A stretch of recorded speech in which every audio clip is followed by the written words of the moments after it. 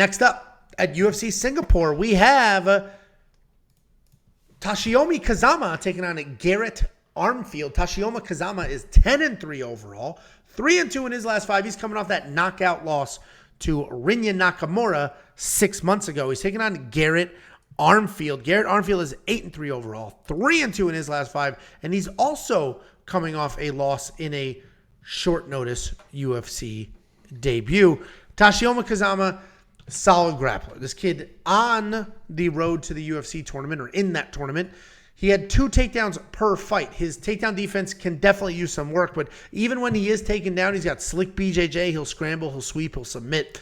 He is a grapple first kind of guy, but he can be a little bit chinny on his feet, as we saw in that last fight when Rinya flatlined him. He's taking on Garrett Armfield. Garrett Armfield is a technical striker. He doubles up his jab. He switches his stance really well. He's always working forward, but he stays controlled and doesn't take too many risks. He does a good job kicking the legs before coming up to the top. He's got solid takedown defense, and while he doesn't really look for takedowns offensively, when he does, they're clean and they're powerful and they work well. You're going to see he's coming off that submission loss to David Onama, but that was a short notice step up. And this is an interesting matchup. This is definitely a tough fight. The odds are super wide to me. I don't know why Garrett Armfield is as large of a favorite as he is, because I get it, Kazama's chinny, but he does have some slick BJJ, and if he gets you down, he can have some real success.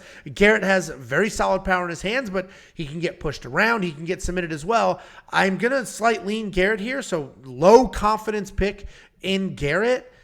I would be far more confident if Garrett did a better job dictating the fights, right? But in his tape, there's too many fights. There's too much tape of him doing what his opponents want him to do, him fighting to their style. If he just came forward, shot takedowns, do that, came forward, dictated the striking, did that, I would trust him more. But low confidence pick in Garrett. Why'd you laugh? I'm definitely not going to tell you that. Is it my turn? Yes. I am going to go with Kazama here because that guy is a very aggressive grappler. Even in the striking, he is in your face, and that's one of the reasons why he got knocked out in that last fight. But I kind of like that in that last fight because that's a very dangerous guy that he was going up against.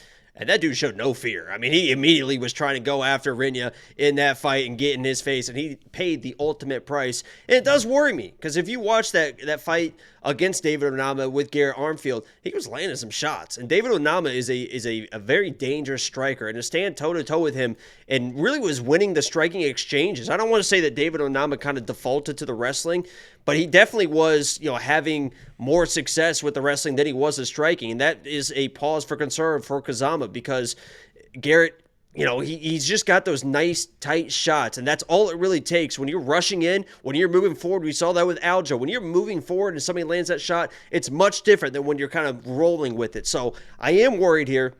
But Kazama, when I watch him fight, once he gets to you and he gets on you and he gets a hold of you, and he might have to do it for all 3 rounds, right? Because I don't think it's a situation like everyone said, Aljo, if he gets a hold of him, it's an automatic submission, blah, blah, blah. I don't think it's going to be something like that. I hope it is, but I don't think it's going to be something like that. He's going to have to get to him for all 3 rounds, but he is Velcro, Gorilla Glue, all that stuff. When he gets a hold of you, duct tape, everything, it is hard to get this guy off you, and he can win rounds doing that. So I see him closing the distance, but this feels like an Aljo situation.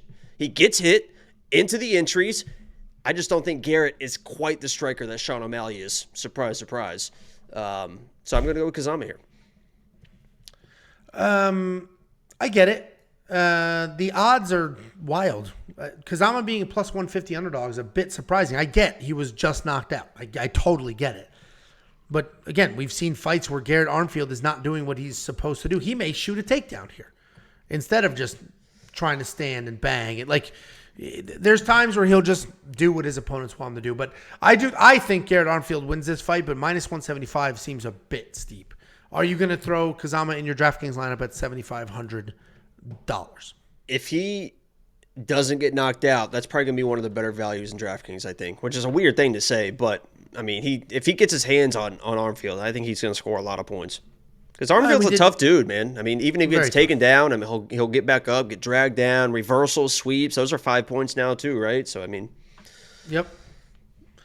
Yeah, absolutely. $8,700 for Garrett Armfield. Really only worth it if you think he absolutely blasts Kazama, which is certainly a possibility. He's a good technical striker, and he's got he switches his stance and he makes things happen. So I'm probably going to leave this fight alone in DraftKings or potentially throw Kazama in there if I need a budget-friendly play. WeWantPicks.com. Click Become a Member. You will unlock everything you could ever need to be successful. Just look at what we did at UFC 298.